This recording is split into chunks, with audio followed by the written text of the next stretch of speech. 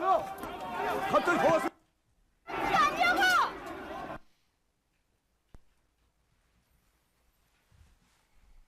질문 드리겠습니다. 네. 육항입니다. 혹시 영상 보신 적 있으십니까? 네, 잘 알고 있습니다. 첫 번째 영상에 대해서 혹시 아시는 바가 있습니까? 네, 저 영상이 처음에 나와서 언론에서 뭐 잔다르크라 하면서 뭐 국제적으로 이렇게 홍보를 했는데 나중에 확인해 보니까 상당히 잘못된 내용이었고 그래서 그 해당 인원의 진술서를 작성해서 제가 바로 검찰에 제출을 했습니다. 예, 요지는 저희 군인들에게 총기는 생명과 같은 것입니다. 근데 갑자기 나타나서 이제 총기를 탈취하려고 했고 그거를 아주 어떻게 보면 이제 전문가들만 볼 수 있는 택티컬한 기술로 이제 제지를 한 사항입니다, 사실.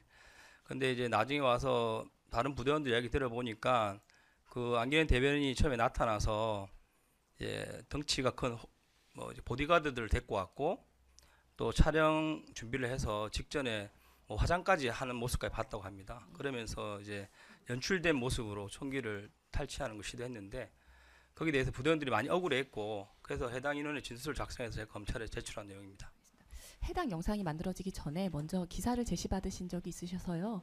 제가 한번 보여드리겠습니다. 곽종근 사령관 기록 순번 1206번이고요. 페이지 수로는 7924번 김현대 단장님 진술조서 4번 중에서 포함된 기사 제시하고 여쭤보겠습니다. 처음에 제시받은 기사는 이게 맞죠? 기억나십니까? 제가 같은 내용 같은 사진을 다른 헤드라인으로 작성한 기사를 하나 보여드리겠습니다. 증제 64호증에 3 제시하겠습니다. 같은 사진인데 다른 보도 내용입니다. 보시면 헤드라인이 계엄군 총기 탈취 시도한 안규령 더불어민주당 대변인 고발하겠다 뭐 이런 내용인데요. 현장 지휘관으로 경험을 하신 바에 따르면 제시받으신 기사가 맞는 것일까요? 아니면 저희가 두 번째 보여드린 두 번째가 맞습니다. 두 번째가 맞습니다. 예. 근데 저는 두 번째 건 보지 못했습니다. 두 번째 거 못 보셨으니까 나중에 나왔는데 총기 탈취의 피해를 당한 부대원이 우리 단장님 부하가 맞으시죠? 네. 예. 혹시 그 일이 있고 나서 어떻게 보고를 드렸던가요?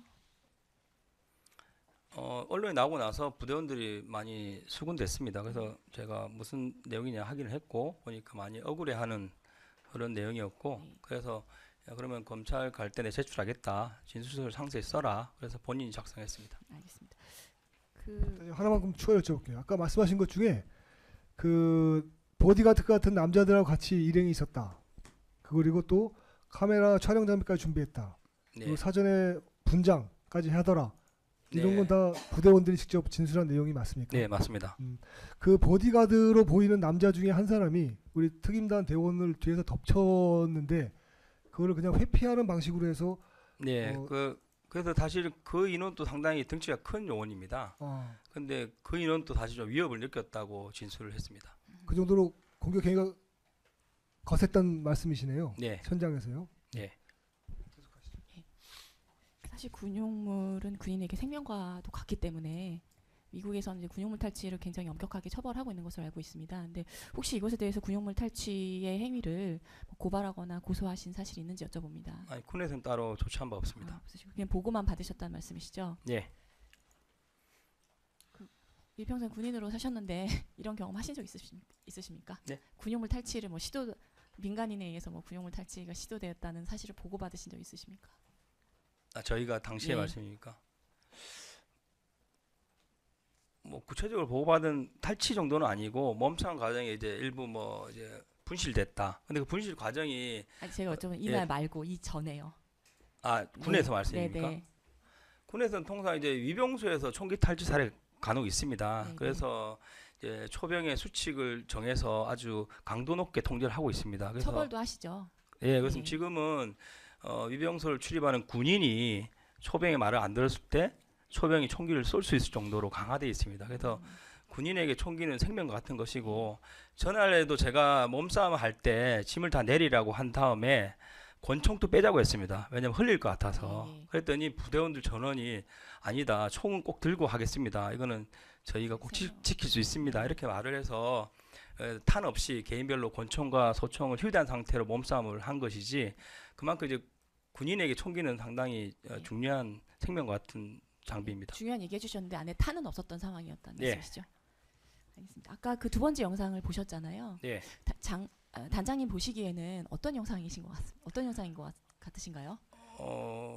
전 처음 봤는데 일단 뭐 한 명이 엎드려서 뭐 마치 군인에게 공격을 당한 것처럼 연출을 한 것 같고 그 이후에 들어온 인원은 다시 저희 인원이 아닙니다. 제가 영상을 다 보면 복장이 1여단 인원으로 제가 확인되고 제가 나중에 확인한 바는 공안시가 다 되어 갈 때 1여단 인원들이 담을 넘어서 들어왔고 그때 정문에 있는 저희 인원 쪽으로 왔다가 시민들과 좀 마찰이 있었다고 알고 있습니다. 그리고 나서 이제 저희 인원들한테 후문 어디냐 물어보고 안내를 받아서 이동한 걸로 알고 있습니다.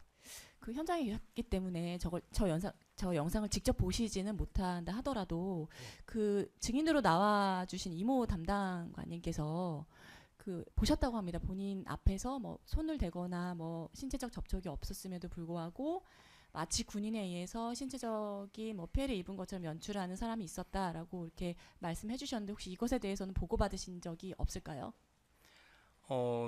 방금 그 내용 말고 제가 한 장짜리 그 제 피해 현황을 작성할 때 그 이야기를 많이 했었습니다. 그리고 제가 검찰에도 말씀드렸지만 그 당시에서 군 검찰에서는 전혀 좀 관심을 안 가졌던 부분이고 현장에서 느낀 것이 그거였습니다. 저희한테 폭행과 폭언 욕설을 통해서 마치 이제 폭동을 유도하는 듯한 그리고 이제 욕하고 때리는 사람 옆에는 촬영한 사람이 같이 세트가 되어 있는 그런 느낌을 많이 받았고 저도 받았고 나중에 부대원들과 얘기해 보니까 또 그런 얘기를 많이 했었습니다. 그런 과정에 말씀하신 그런 약간 헐리우드 액션 같은 그런 것들이 많이 포함되어 있었다고 제가 알고 있습니다. 네, 답변 감사합니다.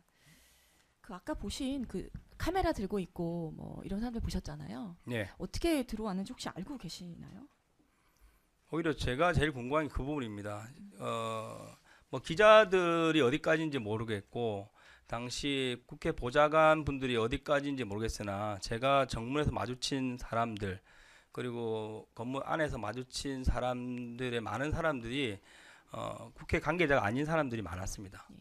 술에 취한 사람도 많았고 나이대나 이제 복장을 봤을 때 전혀 국회 관계자가 아닐 수밖에 없는 그런 사람들이 꽤 많았는데 어떻게 들어왔는지 제가 모르겠습니다. 일단은 도착해 있으니까 사람들이 많이 수백 명이 있었던 것은 확인된 사실이 맞으시죠? 직접 보신 게 맞는 밖에. 예예 밖에. 네, 맞습니다. 알겠습니다. 그 피해 당한 사실에 대해서 아까 말씀해 주셨는데요. 뭐 정신적인 피해, 예를 들면 욕설, 뭐 부모님을 욕한다든가 폭언한다든가, 그리고 실제로 물리적인 신체 피해도 있었던 것을 제가 알고 있습니다. 그래서 2월 17일에 국회 국방위에 가셔서 증언을 해주실 때 구체적으로 얘기해 주셨는데요. 뭐 고가의 제품을 포함한 시계 24점, 그다음에 부대원들의 개인 선글라스 30점, 그리고 신체 이게 파손이 됐다는 완전히 부서졌다 이렇게 말씀해 주셨고요. 그다음에 신체 피해자가 18분 정도, 그다음에 군용물 파손은 38점, 분실은 19점 이렇게 보고를 하신 것으로 이제 제가 확인했습니다. 맞죠? 네. 예. 혹시 추가 피해가 더 있었을까요? 그 이후로요? 사실 제가 그 문서를 작성해야겠다고 마음먹은 것은 나중에 피해 행을 들을 때 저희 젊은 20대 중반의 한 장교가 정신병원을 갔다 왔다고는 이야기를 듣고 무슨 일이냐 이렇게 했더니 당시에 민간인 4명한테 집단으로 발핌을 당했다고 합니다. 집단 폭행을 당했다고 해서 야 그런 일이 있어서 보고를 해야지 하면서 또 다른 거 없었냐 제가 확인한 과정에서 많은 이야기가 나왔고 그것을 제가 이거는 보고를 해야 될 것 같다. 그렇게 해서 제가 정리해서 이제 검찰에 제출한 내용입니다. 집단 구타를 당한 그 부분에 그 가해자들에 대해서도 뭐 고소나 고발을 하시지는 않았고요. 저희가 그런 걸 할 수 있는 시스템이 안 되어 있습니다. 군인들이. 그렇군요. 이제 하나만 여쭤보면요. 그 특임단 장교들은 사실 대한민국 최정예 요원들이잖아요. 네. 근데 왜 그냥 가만히 당하고만 계셨습니까? 그건 앞서 말씀드린 대로 대한민국 군인 중에서 시민들 대상으로 이렇게 폭행이나 뭐 무기를 사용하는 사람은 없습니다. 그거는 뭐 제가 시키고 안 시키는 문제가 아니라 대부분 군인들이 다 그렇게 기본적인 생각을 가지고 있고 특히 저희 707 부대원들은 아시겠지만 강한 전투력과 더불어 또 정신력도 또 탁월합니다. 그런 부대원들이 뭐 제가 말하지 않더라도 가장 도덕적으로 행동했을 거라 생각하고 그 과정에서 어쩔 수 없이 이렇게 폭력 행사할 수 없으니 맞는 방법을 선택했을 것 같습니다. 알겠습니다. 이제 가짜 뉴스 관련해서 그 한번 얘기를 나눠볼 텐데요. 가짜 뉴스를 제가 제시를 몇 개를 해드리겠습니다. 그래서 이것에 대한 단장님의 입장과 그 현장에 계셨기 때문에 사실관계를 좀 확인 부탁드립니다. 네. 증제 80호증 2024년 12월 4일자 이데일리 뉴스 기사에 삽입된 사진을 제시하고 여쭤보겠습니다.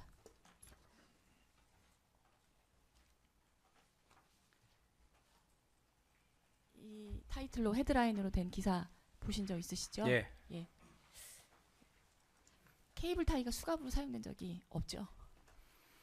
네, 제가 케이블 타이는 그 개엄 이후부터 줄곧 언론을 통해서 많이 공격을 받았고 해명을 정말 수십 번, 수백 번 예, 했습니다. 예. 했음에도 불구하고 계속 케이블 타이를 통해서 마치 저희 707이 국회의원을 체포 및 포박 끌어내기 위해서 간 거다라는 것을 프레임을 씌우기 위해서 줄기차게 언론에서 이제 가짜 뉴스를 보도했던 겁니다. 그 케이블 타이도 혹시 이게 탈취가 된 것일까요? 이게 기자의 손에 들어가서 제가 이제, 봤을 때는 탈취 또는 뭐 몸싸움과 흘렸을 수도 있는 상황이고 제가 구체적으로 경위는 확인하지 않았습니다. 그 단장님이 진술을 제가 보니까 이게 뭐 일자형이 있고 이렇게 예. 그 리본 모양으로 된 것도 있고 하다고 하더라고요. 네, 예. 근데 이제 케이블 타이를 이제 지참하신 이유는 이제 그 문을 막아야 되기 때문에 가지고 가신 거죠. 케이블 타이는 저희가 총기처럼 예. 전투복처럼 항상 휴대하고 있는 품목입니다. 예. 사실 그래서 지급을 해줘야 되는데 지급이 안 돼서 예. 개인 돈으로 사서 가지고 있는 것이고 경찰처럼 이제 수갑이 없다 보니까 케이블 타이 일부는 테러범 포박용으로 예. 수갑 형태를 만들어서 아니면 수갑 형태로 된 케이블 타이를 가지고 있는 것이고 나머지는 일자형으로 가지고 있으면서 다용도로 사용하고 있습니다. 이건 기사는 잘못된 기사네요. 그죠? 네, 그렇습니다. 잘못된 기사입니다. SBS 김호 기자가 쓴 가짜 뉴스에 대해서 얘기를 좀 해보려고 하는데요. 제가 뭐 개인정보 때문에 SBS 네 SBS 네네. 김모원 기자가 네. 쓴 가짜 뉴스에 대해서 좀 여쭤볼 텐데요. 그 해당 기자가 쓴 가짜 뉴스에 대해서 우리 단장님께서 세부적으로 반박을 해주셨더라고요. 한번 여쭤보겠습니다. 저희가 좀 이따가 이제 정전 관련해서 여쭤볼 건데 이제 정전을 한 것을 뭐 2차 계엄을 하려고 한 시도다 이런 취지로 김모 기자가 썼던 것 같습니다. 이것도 가짜 뉴스가 맞죠? 네, 완전 가짜고 00시 공안시 07분에 제가 사령관께 전화를 드렸습니다. 그래서 가결 됐고 군이 가야 된다고 한다 해서 승인을 받고 공안시 08분에 철수 지시를 무전기로 했습니다. 그리고 그 현장에 있는 보안하는 과장이라는 사람이 저한테 직접 얘기 안 했는데 부대원들한테 너희들 이쪽으로 나가면 국회의원들한테 밟혀 죽는다 이런 식으로 강하게 좀 이야기하면서 자기를 따라와라. 예. 내가 너희를 빼주겠다. 네, 네. 이렇게 얘기를 하고 그 국회의원 회관과 연결된 통로로 자기가 인솔을 해서 간 겁니다. 예, 예. 그게 이미 텔레그램과 영상에 다 나와 있음에도 예. 불구하고 SBS는 가짜 뉴스를 그렇게 2차 계엄을 했니 이런 가짜 뉴스를 퍼뜨린 겁니다. 전혀 사실이 아니죠. 네, 예.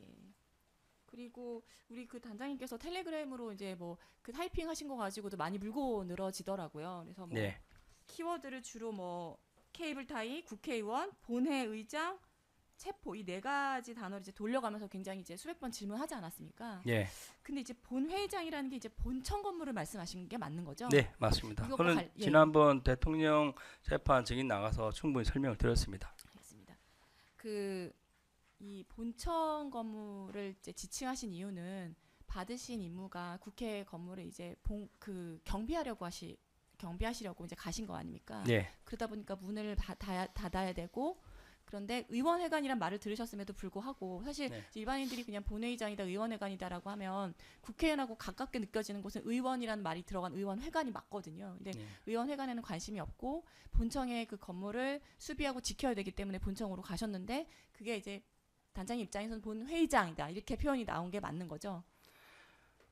저는 그 사실 대통령 헌재 증인 나갔을 때도 사실 표현을 예. 잘못해가지고 본청인데 본회장으로 말씀을 말을 한 적이 있습니다. 예. 그 정도로 사실 뭐 저희가 국회에 대해서 알지 못하다 보니까 전혀 본청과 본회장을 구분할 수 없었고 그 본회장 단어는 언제 나왔냐면 현장에 도착하기 전 헬기에서 나온 내용입니다. 예, 예. 그 말은 저는 정문에 가기 전까지 헬기 안에서는 당연히 테러와 유사한 아니면 테러가 났거나 이런 상황을 상정하고 출동을 한 것입니다. 그 상황에서 본회장 단어가 왜 나왔냐면 예.